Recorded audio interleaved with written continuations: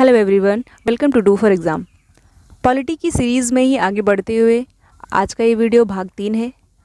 Polity की series जारी रहेगी। इसी तरह हम भाग 1 और भाग 2 पे बात कर चुके हैं कि संविधान में भाग 1 और भाग 2 के विषय क्या हैं, उनके बारे में क्या क्या चीज़ें हैं, वो सारी बात कर चुके हैं। आप चैनल पर जाके देख सकते हैं। आज बात करेंगे भाग 3 में क्या है।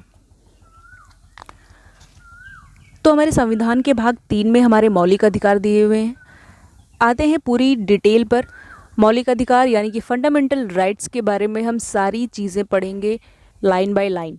ओके, सबसे पहले ये जानना है कि अनुच्छेद यानी आर्टिकल कहाँ से कहाँ तक हमें मौलिक अधिकार फंडामेंटल राइट्स बताते हैं। तो आर्टिकल 12 से लेकर आर्टिकल 35 तक फंडामेंटल राइट्स दिए हुए हैं। फंडामेंटल राइट्स को हमने अमेरिका से बोरो किया है, अमेरिका से लिया हुआ है। फंडामेंटल राइट्स बोरो करने का एक मेन उद्देश्य था, मेन पर्पज ये था कि लोगों के मानसिक, बौद्धिक, शारीरिक, सामाजिक और धार्मिक संतुलन बनाए रखना।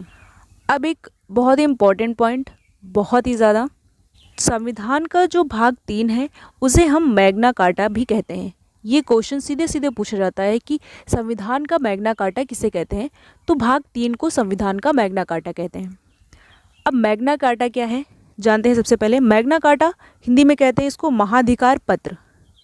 मैग्ना कार्टा की शुरुआत कहाँ से हुई? ये हुई ब्रिटेन के शहर से।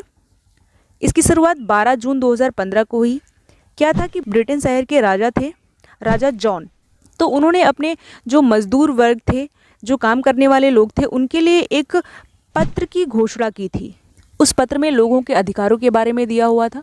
उस घोषणा पत्र को ही मैग्ना कार्टा कहा जाता है, इसलिए हम भाग 3 को मैग्ना कार्टा कहते हैं। अब आते हैं कुछ पॉइंट्स पे। पॉइंट्स क्या, मैं कह सकती हूँ कुछ क्वेश्चंस हैं जो सीधे सीधे एग्जाम में पूछे जाते हैं, कुछ घुमा फिरा के नहीं।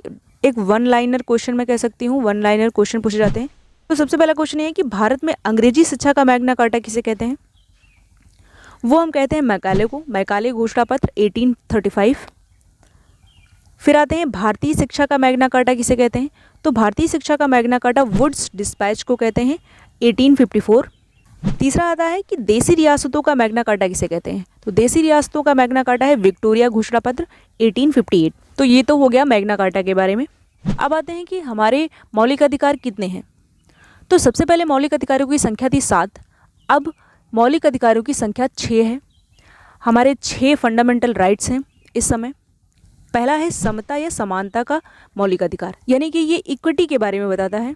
उसके बाद आता है दूसरा स्वतंत्रता का मौलिक अधिकार, फ्रीडम। फिर तीसरा आता है शोषण के विरुद्ध संरक्षण। चौथा है धार्मिक स्वतंत्रता का मौलिक अधिकार, यानी कि हम सबको अपना धर्म जो है उसका पालन करने की पूरी स्वतंत्रता है। पांचवा आता है शिक्षा और संस्कृति। छठा आता है संवैधानिक उपचारों का मौलिक अधिकार। जो सातवां, पहले जो 7 मौलिक अधिकार थे, सातवां कौन सा था? संपत्ति का अधिकार। संपत्ति के अधिकार को 44वें संविधान संशोधन के तहत इसको हटा दिया गया, इसको मौलिक अधिकार से कानूनी अधिकार बना दिया गया। 44वां संविधान संशोधन हुआ था 1978 में। अब आते हैं आर्टिकल्स पे। आर्टिकल्स को पूरा डिटेल में जानेंगे। तो पहला आर्टिकल है आर्टिकल 12। आर्टिकल 12 में क्या दिया हुआ है? आर्टिकल 12 में हमारी राज्य की परिभाषा दी गई है। आर्टिकल 13 में बताया गया है कि जो मौलिक अधिकारों के विरुद्ध बनाया गया कानून सुप्रीम कोर्ट द्वारा न्यायिक पुनरावलोकन यानी कि जस्टिस रिव्यू के अधिकार से शून्य घोषित कर दिया जाएगा। अनुच्छेद 13 को हम सेफ्टी वॉल भी कहते हैं, सुरक्षा कवच। मौलिक अधिकारों की जो सुरक्षा है उसकी गारंटी कौन लेता है? Supreme court. अब आते हैं अनुच्छेद 14 पे। आर्टिकल 14 में विधि के समक्ष समता या विधियों के समान संरक्षण का प्रावधान। तो इसका मतलब क्या है? ये आर्टिकल समानता की बात करता है, इक्वेलिटी की बात। जो 3 तलाक का मामला है वो अनुच्छेद 14 के तहत ही उसका जस्टिस आया है। ठीक है। अब आते हैं अनुच्छेद 15। अनुच्छेद 15 में क्या है कि कोई भी जन्म स्थान, लिंग, मूल, वंश, जाति, धर्म, इन 5 बातों के आधार पर जितने भी सोशल प्लेसेस हैं, सार्वजनिक स्थान, उनमें एंट्री अलाउड होगी हर किसी की। किसी को भी जन्म स्थान, लिंग, मूल, वंश, जाति, धर्म, इन 5 बातों के आधार पर किसी को हम बांट नहीं सकते हैं कि कोई भी इंसान अगर किसी जाति का है या किसी और लिंग का है, किसी और धर्म का है, तो वो सोशल प्लेसेस पे नहीं जा सकता। ऐसा नहीं है। कोई भी किसी भी धर्म का हो, कोई भी इंसान किसी भी सोशल प्लेस में जा सकता है। अनुच्छेद 15 के कुछ एक्सेप्शन भी हैं, जैसे कि हम जब बसों में बैठते हैं तो वहाँ पे महिला सीट रिजर्व होती है। तो ये बात कहाँ दी हुई है? अनुच्छेद 15(3) में या अनुच्छेद 15(ग) में।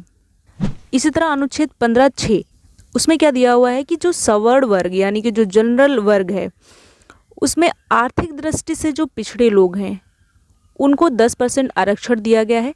ऐसे लोग जिनकी इनकम 8 लाख से कम है या फिर उनके पास 2 हेक्टेयर ज़मीन है। ये थे एक्सेप्शन। कुछ और बातें अनुच्छेद 15 के तहत कुछ जस्टिस दिए गए हैं, जैसे कि सबरीमाला मंदिर, ये केरल में है, इसमें महिलाओं को प्रवेश दिया गया है अनुच्छेद 15 के तहत ही। उसके बाद एक मंदिर है शनि संगणना मंदिर, ये महाराष्ट्र में है, इसमें भी महिलाओं को प्रवेश दिया गया है अनुच्छेद 15 के तहत। हाजी अली दरगाह है मुंबई में, इसमें भी महिलाओं को प्रवेश दिया गया है अनुच्छेद 15 के तहत। अब आते हैं अनुच्छेद 16 में। अनुच्छेद 16 में क्या दिया हुआ है? इसमें भी वही बात है कि जन्म स्थान, लिंग, मूल, वंश, जाति, धर्म या निवास, इनके आधार पर जो लोक नियोजन है यानी कि किसी भी सोशल प्लेस में डिस्क्रिमिनेशन नहीं किया जाएगा। ठीक है, कहने का मतलब ये है कि कोई भी इंसान कहाँ रह सकता है या कहाँ नहीं रह सकता है, कोई कैसे काम कर सकता है अपने धर्म के अनुसार या अपनी जाति के अनुसार, ऐसा इसमें कोई विभेद नहीं होगा, कोई डिस्क्रिमिनेशन नहीं होगा इस चीज़ में। सब लोग समान हैं, सब लोग बराबर हैं, कोई कहीं भी बैठ सकता है, कोई कहीं भी जा सकता है। अब आते हैं अनुच्छेद 17 पे। अनुच्छेद 17 में क्या दिया हुआ है? अनटचेबिलिटी। अनटचेबिलिटी मतलब अस्पृश्यता का निषेध। ठीक है, अब आते हैं अनुच्छेद 18 पे। अनुच्छेद 18 में उपाधियों का अंत का प्रावधान दिया गया है, यानी कि कोई उपाधि लेने से पहले राष्ट्रपति की पूर्वानुमति लेनी होगी, आपको राष्ट्रपति से आपको परमिशन लेनी होगी, यानी कि आप खुद को कोई जो है उपाधि नहीं दे सकते। हमने अपने आप को कोई उपाधि दे ली है, जैसे कि पहले राजा महाराजा लोग अपने आप को ही उपाधि दे देते थे, तो ऐसा अब कुछ नहीं है। हाँ, कुछ एक्सेप्शन हैं, जैसे कि जो है सैन्य और शैक्षणिक उपाधियाँ दी जाती हैं, भारत रत्न और पद्म पुरस्कार दिए जाते हैं, ये कुछ एक्सेप्शन है, इनकी परमिशन लेनी पड़ती है राष्ट्रपति से। अब आते हैं अनुच्छेद 19। अनुच्छेद 19 में 6 फ्रीडम्स की बात की गई है, 6 स्वतंत्रताओं की बात की गई है। वो 6 कौन सी हैं? पहली है बोलने का फ्रीडम। ठीक है, दूसरा है भारत में हम कहीं भी सभा सम्मेलन कर सकते हैं, कहीं भी जाके। तीसरा है हम कोई ग्रुप बना सकते हैं, कोई भी संघ या संगठन बना सकते हैं। चौथा है हम कहीं भी घूमने जा सकते हैं, भ्रमण कर सकते हैं, उसका पूरा फ्रीडम है हमें। पांचवा है निवास की स्वतंत्रता, यानी कि हम कहीं भी जाके रह सकते हैं, कहीं भी बस सकते हैं। छठा है व्यापार की स्वतंत्रता, यानी कि व्यापार करने के लिए हमें कोई रोक नहीं सकता, हम फ्री हैं। तो आज यहीं तक रखते हैं हम ये वीडियो। काफ़ी लंबा है, काफ़ी बड़ा है, काफ़ी चीज़ें इसमें समझनी है। अगर मैं पूरा बताऊंगी तो वीडियो काफ़ी लेंदी हो जाएगा, थोड़ा बोरिंग लगने लगेगा, इसलिए बाकी की चीज़ें हम पार्ट 2 में समझेंगे। इसको यहीं तक रखते हैं। अगर आपको वीडियो अच्छा लगा तो please share the video, like, subscribe and thank you so much for watching.